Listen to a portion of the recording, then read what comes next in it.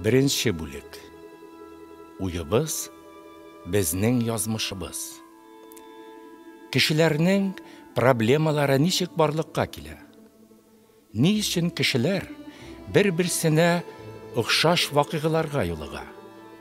Һәм ниһаять, ни өчен кешеләр авырый?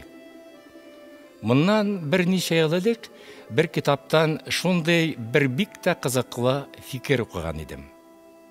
Безнең барлык азапларыбыз бүлгәләнү иллюзиясыннан килеп чыга. Бу иллюзия исә курку һәм үз-үзеңә нәфрәт хисе уята, ә ул ахыр чиктә төрле авыруларга китерә. Сүз нинди бүлгәләнү турында барасың? Ул вакытта мин моны аңламый идем әле. Аннан соң минем кулыма икенче бер китап килеп керде. Анда да шуңа охшашлы фикер, ләкин башка сүзләр белән әйтелгән иде. Сез үзегезнең эчке һәм тышкы дөньягызны, уң һәм сулны, аскы һәм өске өлешләрегезне берләштергәч, Аллаһ белән кушылырсыз. Бу сүзләрне Гайса пәйгамбәр әйткән. Ни өчен икәнен әйтә алмыйм.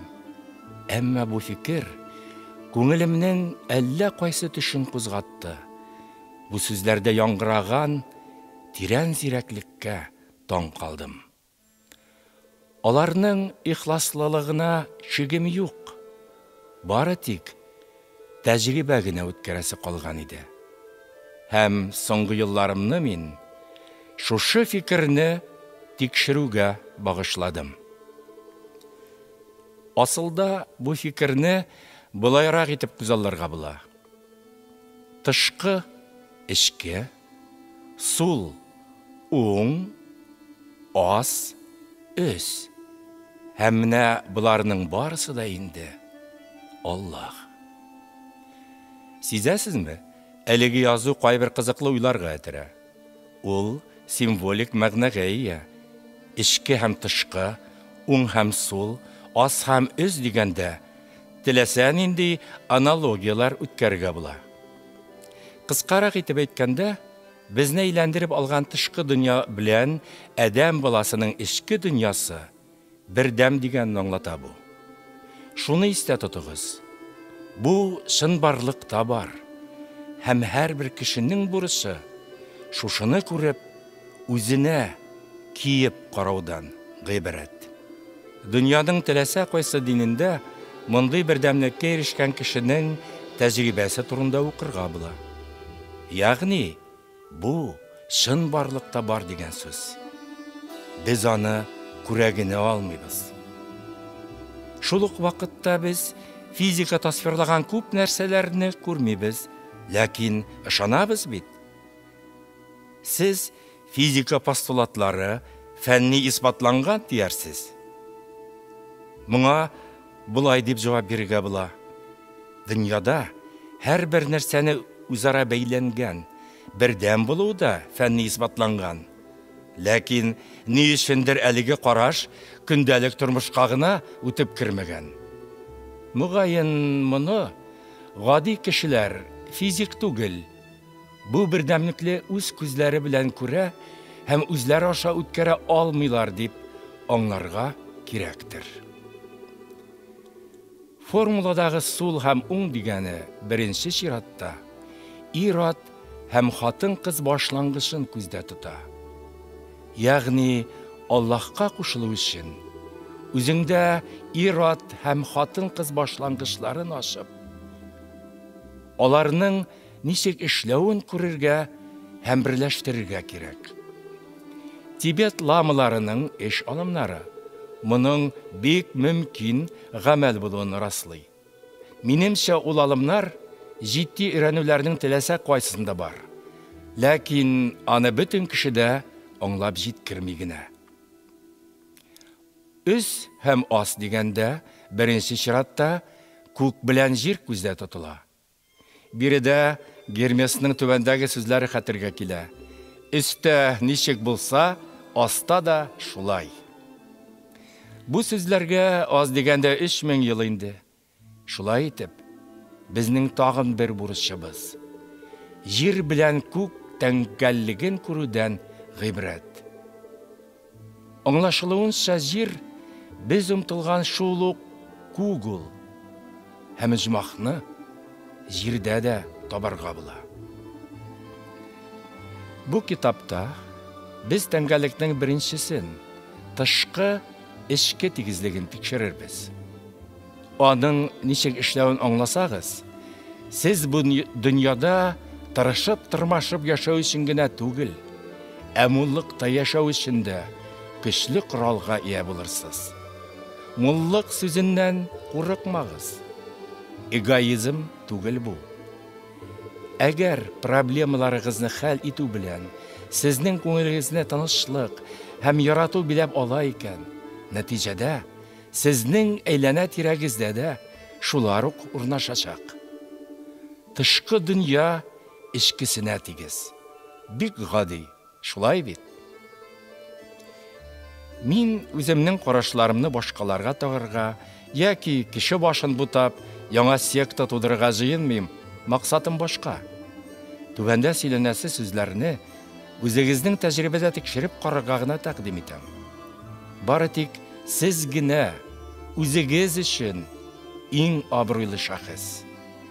Ахыр чиктә, теге яки бу фикер белән килешергәме, юкмы икәнен сез үзегез генә хәл итәсез. Тикшерә башлагыз. Ниләр кичерүегезгә һәм әйләнә тирәгездә нинди гамәлләр кылынуына игътибар итә башлагыз. Һәм сез дөньяның чыннан да бердәй булуына, тышкы һәм эчке дөньяның, уң һәм сулның, өс һәм асның тигезлегенә инанырсыз. Шулай итеп, тышкы эчке тигезлегенең төп нәтиҗәсе мондый. Тормышыгыздагы хәл вакыйгаларының төп сәбәбе бары тик сез үзегез генә. Аллаһ та, демократлар да үзгәртеп корулар, ирегез, хатыныгыз, эштә начальнигыгыз да гаепле түгел сезнең тормышыгыздагы киртәләргә. Проблемаларның чыганагы сез үзегез. Алар бар, һәм сез ул проблемаларны ничек китереп чыгаруыгызны төбенә төшмәй торып, һәр вакыт булачаклар. Беренче карашка әлеге тезис бернинди оптимизмда уятмый. Алай гына да түгел, ул уй-фикерләрнең моңа кадәр булган тәртибен җимерә. Алга таба исә гадәтләнгән яшәү рәвешен какшата.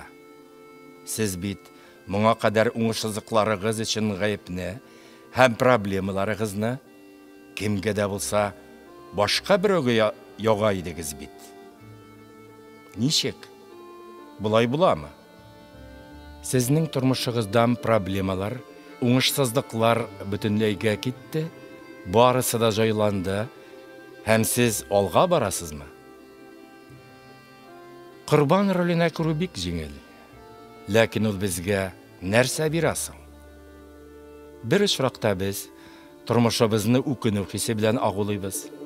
Икенчесендә корбан роле безгә гаепле дип санаган кешеләр белән манипуляцияларга ярдәм итә. Уңышсызлыкка тарыганда яисә берәр проблема килеп чыкканда, үзегезнең һәр вакыт кемнедер гаепле итеп калдырырга омтылуыгызны искәргәнегез бармы? Бик кулай ул бу. Чөнки сез гаепле итеп калдырган кеше гадәттә сезнең алда гаебен юарга ашыга. Сез үз дигәнегезгә ирештегез, бу кеше белән идара итә аласыз. Бик гади һәм бик кәттәй ул. Гәрчә бәхетле булу өчен аның бер нинди әһмияте дә юк. Бер хатын карьерасын ташлап кияүгә чыкты. Бер артлы балалар тапты һәм гомерен иренә һәм балалар тәрбияләүгә багышлады. Балалары үскәнче шулай дәвам итте. Аның элекке тормышына кире кайтасы, һөнәре буенча эшлисе килә иде. ләкин үзен соң инде дип туктата килде. Бәхетсезлеген ул иреннән күрде. Һәм ул балаларын кайчандыр үз теләгәнчә итеп яшәргә, үзе теләгән эшләрне башкарырга мәҗбүр итә иде. Кагыйдә буларак, алай була алмый. Чөнки балаларның үз тормышы бар. Балалар әти-әнисенең киңәшенә буйсынып, алар теләгәнчә яшәгән очраклар була. Ләкин иртәме-соңмы аларның барыбер үзләре теләгәнчә яшисе килә башлый. Үсә төшкәч, балалар нинди тозакка эләгүләрен сизенә, ләкин мондай очракта нәрсә эшләргә икәнен белмиләр. Шул рәвешле невроз һәм нерв системасында төрле авыруларга китерүче башка төрле тайпылышлар килеп чыга. Үзегезне таныйсызмы? Сез чынлап торып үзегез теләгән эшләрне еш башкарасызмы? Сез үз-үзеңне тотуның бер модели буенча яшәп карадыгыз. Үзегезнең уңышсызлыкларыгыз өчен гаепне әйләнә-тирәгездән һәм башка кешеләрдән күрдегез. Ләкин файдасы булмады.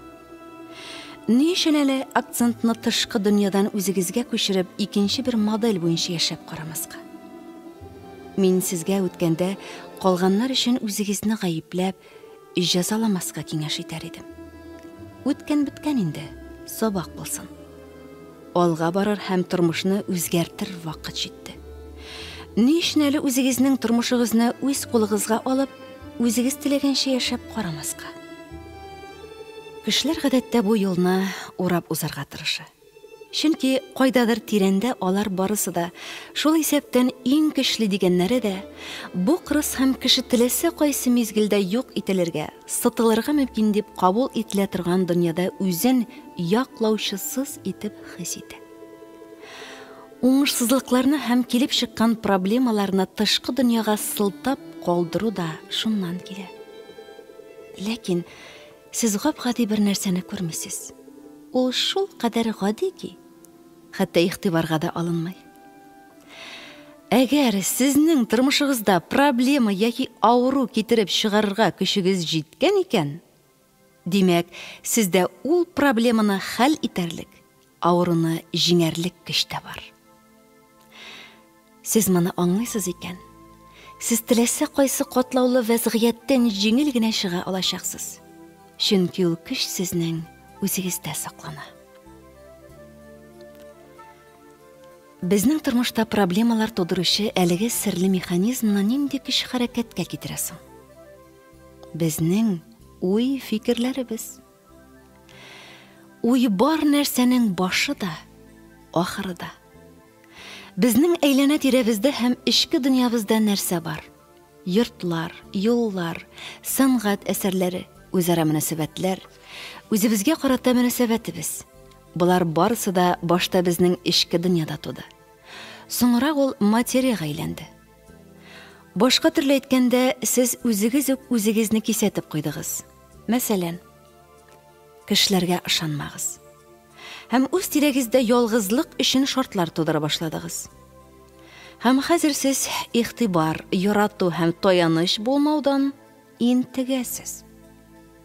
Ахыр чиктә сез үзегез, башка бер кемдә түгел, теге яки бу фикерне кабул итү-итмәү турында карар кыласыз. Һәм нәтиҗә буларак үз-үзеңне тоту моделен дә шул карарга ярашлы итеп сайлыйсыз. Әгәр уй фикер ярдәмендә тормышны үзгәртергә мөмкин икән, бу чыннан да шулай. Һәм сез моны үз күзләрегез белән күрәчәксез. Димәк, без барасы юлыбызны үзебез сайлаган булып чыгабыз. Без я үзебез һәм әйләнә-тирәбез турында уй фикерләребезне үзгәртеп, тормышыбызга хуҗа булабыз, я юк. Сез тормышыгыздан канәгатьме? Бөтен яклап та. Хәзер үк хәл итегез. Тормышыгызны үзгәртәсегез киләме? Юкмы? Уй, сезнең әйләнә-тирәгезне бөртегенә тиклем, тулайым билгели торган эчке дөньягыз дигән сүз ул. Сезнең эчке дөньягызда нәрсә бар? Тышкысында бөртегенә кадәр шул чагыла. Мин тышкы дөньяның эчкесенә йогындысы барын инкар итмим. Ягъни әйләнә-тирә мөхит кешегә йогынты ясый. Бу фикерне без мәктәптән үк яхшы сеңдереп үстек. Ләкин без эчке дөньяның тышкысына йогынты ясавын ни өчендер онытабыз. Я булмаса, билгеле сәбәпләр аркасында күрергә теләмибез. Бу китап безнең тышкы дөньябызга ничек итеп йогынты ясаубыз, проблемалар һәм авыруларны ничек итеп тудыруыбыз турында да инде. Шулай да ни өчен без теге яки бу вакыйгага юлыгабыз? Искә алган булсагыз, гомер дәвамында безнең һәр кайсыбыз һаман да бер үк төрле хәл вакыйгалар эчендә кала. Проблемаларга юлыга. Без һаман да үз-үзен тотышы, тышкы кыяфәте ягыннан бер-берсенә охшаган кешеләр белән аралашабыз. Еллар үтә. Дистә еллар. Ә хәл үзгәрми. Проблемалар шул ук кала бирә. Безнең белән һаман да шулай ук дөрфа итеп сөйләшәләр, эштә санламыйлар. Кемдер даими рәвештә акча янчыгын югалта. Кемгәдер хыянат итәләр. Кемдер күп тапкырлар аерылыша. Кемгәдер бик еш кына акча җитми яки бөтенләй акчасыз интегә. Кемнедер урамда талап китәләр. Буларның барысы да сезнең белән була торган гадәти хәлләр. Ни өчен? Әгәр буларның барысында үзебезнең китереп чыгаруыбызны истә тотсак, ул чагында бу безнең ичке дөньябызның. Үзебез турында һәм безне әйләндереп алган дөнья турында уй-фикерләребезнең тышкы чагылышы.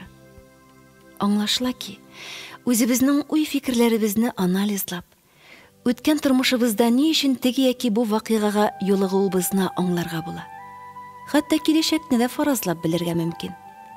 Һәм киресенчә, тормышыбыздагы хәл вакыйгаларны анализлап, без ичке дөньябызны әйтеп бирә алабыз.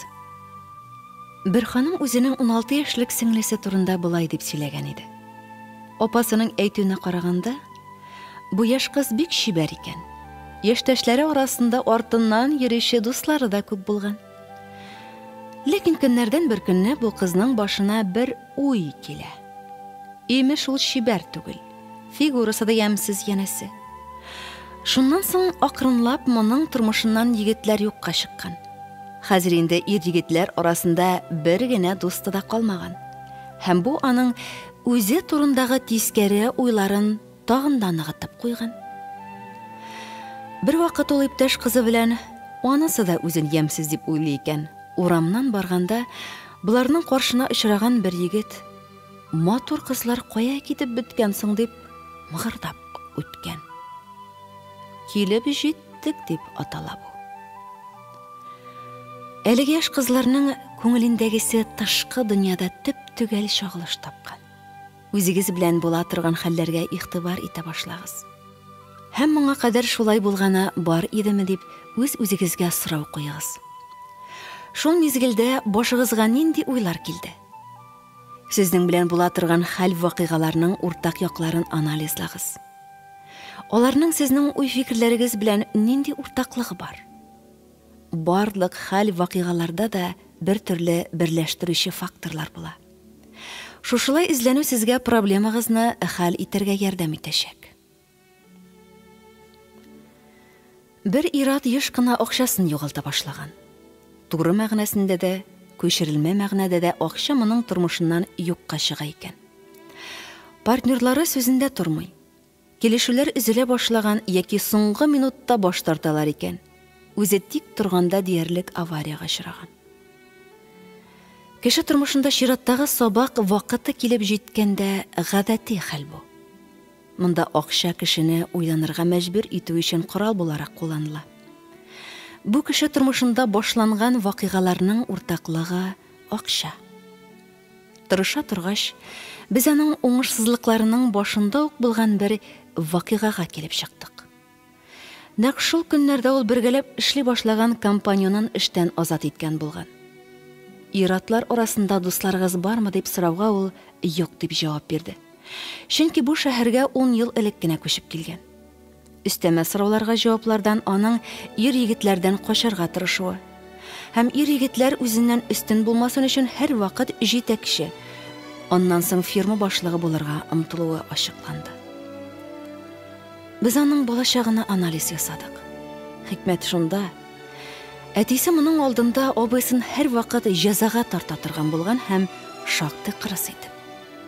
Нәкъ шушы факт ана ир-ат җенесен кабул итмәүгә китергән. Эштән азат итү вакыйгасы соңгы тамчы булган. Менә шуннан карма рәвешендәге кебек сабак механизмы хәрәкәткә килгән. Әлеге ир үзенең ирлек башлангычын кабул итәргә тиеш иде. Тормышында ир-егетләр белән җиңел аралашырга, хезмәттәшлек итәргә, аларны дошман күрмәскә өйрәнергә тиеш иде. Ничек итеп вакыйгаларның уртаклыгын эзләргә икәнен аңладыгызмы инде?